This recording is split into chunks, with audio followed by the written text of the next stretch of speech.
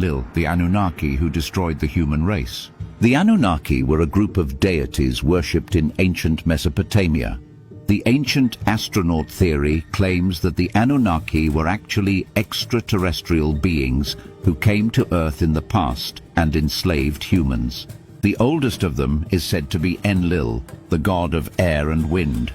He was one of the most important and powerful gods in Mesopotamian mythology.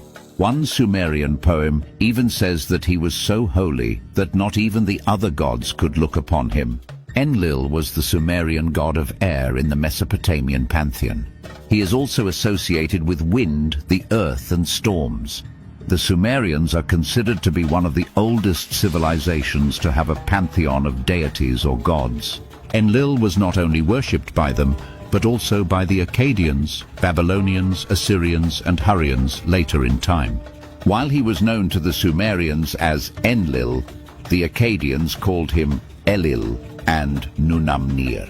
He was primarily worshipped at the Ekur temple in the ancient Sumerian city of Nippur. The Ekur temple was believed to have been built by Enlil himself, and the name of this temple literally means mountain house in ancient Sumerian. It was also seen as a channel of communication between heaven and earth. Enlil was seen as a king of heaven and earth. All the rulers in Sumer had to travel to the city of Nippur and visit the Ekur temple to be legitimized. The temple flourished with the donations of lands and precious objects of various kings. With the city's advancement, the cult of Enlil grew bigger and bigger. But when it was sacked by the Elamites in 1230 BC, the cult slowly declined, and Enlil was eventually supplanted as the chief god of the Mesopotamian pantheon by the Babylonian national god Marduk. But even during the Babylonian period, the people never stopped honoring him. They called him Elil. Many Babylonian kings still traveled to the holy city of Nippur to seek recognition of their right to rule. Before Enlil, the sky god Anu was seen as the chief god of the Mesopotamian pantheon. Enlil is Anu's son. He is credited for making the earth a perfect place for humans to live by separating An, the heaven, from Ki, the earth. Enlil is considered as the second most powerful Mesopotamian god next to his father, Anu. But sometimes he was seen as a god who was stronger than Anu himself. There was also a practice of invoking their names together in rituals. Enlil possessed the Tablets of Destiny, which contained the fates of gods and humanity. It gave him immense power and authority. In some inscriptions, Enlil is mentioned as the father of the black-headed people, which refers to the Sumerians and father of the gods. In his role as Lord Wind, Enlil was seen as the moist wind of spring, but also the wind of a destructive storm. He was thus seen as a god with a two-sided nature. He was also credited with the creation of the hoe, a tool used in farming. The Sumerian flood story is one of the oldest flood stories in the world. It is also called Eridu Genesis. But the causes of the flood are unclear because the portion of the tablet recording the beginning of the story has been destroyed. It explains how the Sumerian people were created by An, Enlil, Enki, and Ninhursag at the beginning.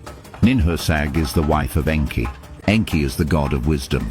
The gods then created the animals and made them multiply on the plains.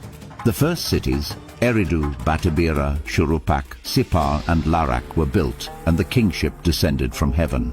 The humans somehow upset the gods, but it is unclear what they did. As a result, the gods decided to send a flood to wipe out the peoples of the cities. The pious king Ziusudra gets warned about the coming deluge. Although it is unclear which god warned him, a tablet called the Shoyan fragment provides a clue that Ziusudra is a priest of the god Enki. From this little piece of information we can make out that Enki was the one who probably warned him about the flood. Soon, massive windstorms and a great flood swept over the land. Everyone and everything was destroyed except for Ziusudra, who built an ark and sailed on it for 7 days and 7 nights. Then Utu, the god of the sun, comes out. After seeing him, Ziusudra immediately prostrated before him and made a sacrifice. An ox and a sheep were killed by him in honor of Utu. After learning about Ziusudra's great escape, the mighty gods Anu and Enlil became angry. How did he manage to escape, they asked. Enki was later found guilty, and the gods said, "We have made you swear by heaven and earth not to tell any human about the flood." Ziusudra, after seeing his savior getting scolded by the gods for helping him, prostrated himself before Anu and Enlil as a show of respect, and hoped that the gods would be satisfied and forgive Enki. It worked, and the gods grant Ziusudra eternal life for having preserved the animals and seed of humankind, and also pardons Enki. The gods then settle Ziusudra in an overseas country, the land of Dilmun, where the sun rises east. In the later Akkadian version of the flood story, recorded in the Epic of Gilgamesh, Enlil was the one who caused the flood. In this story, Anu is referred to as the Lord of the Firmament, while Enlil is regarded as a warrior and counselor. And as a counselor, Enlil tells the gods that humans have been making too much noise and that it's so intolerable. So, he proposes that the gods can live peacefully only if all the humans are dead, and to kill them all, he comes up with the idea of sending a flood which is big enough to wipe out the entire human race.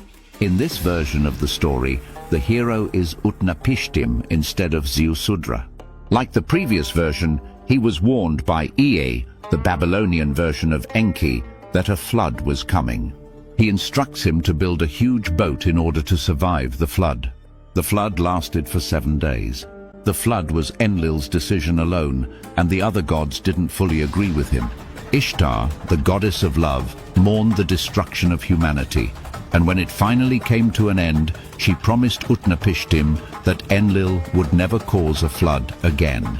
When Enlil sees that Utnapishtim and his family have survived, he is outraged, but his son Ninurta speaks up in favor of humanity, arguing that instead of causing floods, Enlil should simply ensure that humans never become overpopulated by reducing their numbers using wild animals and famines.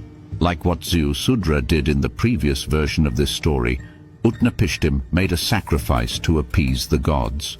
When Enlil entered his ship, he was so angry, but after seeing Utnapishtim's reverence, he becomes happy and grants Utnapishtim and his wife an immortal life at the ends of the world. Before the creation of human beings, young Enlil lived in the city of Nippur. Nippur was an urban center of the gods in this story and governed by divine law. There was a young, beautiful goddess living in that city with the name of Ninlil. Enlil and Ninlil both got attracted to each other. Ninlil's mother, Nisaba, was the goddess of writing. She also acted as the scribe of the gods. One day when Ninlil wanted to go bathe in the river alone, Nisaba didn't allow her to go as she might attract Enlil there. But Ninlil carelessly went to the river to bathe, and like her mother thought, Enlil went there to seduce Ninlil. He then impregnates Ninlil with a son, and that son is the moon god Nana. Enlil soon went to Nisaba to ask for her daughter's hand in marriage. Afterwards, as Enlil is walking through the city, he is arrested by the other gods for being ritually impure and exiled from the city to Kur, the Sumerian underworld. Ninlil was also arrested and banished to the underworld, so she followed Enlil at some distance, going wherever he went. Enlil became aware of her stalking and cleverly crafted a plan. He told every keeper of the gates not to tell Ninlil where he went if she came to ask. Enlil soon disguised as a keeper. Ninlil went there and asked each and every keeper present about Enlil's location, but no one told her anything.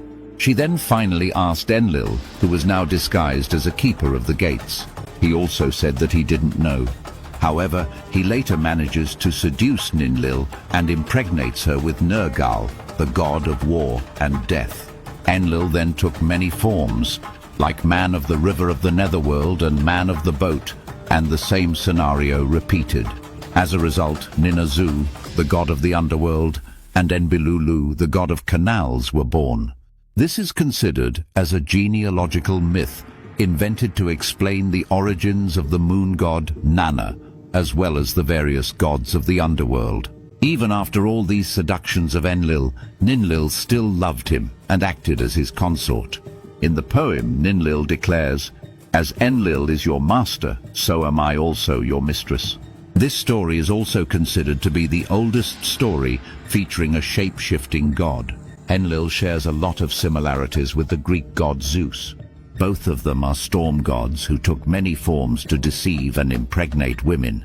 In the Greek mythology, Zeus was the one who caused the Great Flood, like Enlil in the Mesopotamian myths.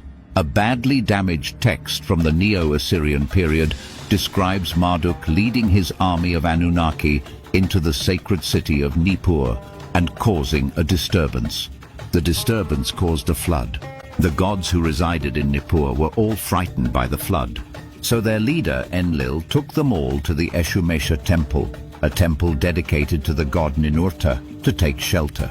Enlil was so angry at Marduk and the Anunnaki, so he ordered the gods under his leadership to take them as prisoners. After a long fight, the Anunnaki were finally defeated and captured. Marduk appoints his front-runner Mushte-Shirhablim to lead a revolt against the enemy gods and sends his messenger to alert Nabu, the god of literacy. Nabu started speaking, and all the goods who took shelter in the Eshumesha temple came out to search for him. As soon as they stepped out of the temple, Marduk attacked them all and managed to defeat them. He took 360 of them as prisoners of war, including Enlil himself. All of them are soon to be killed, but Enlil protests that the gods are innocent.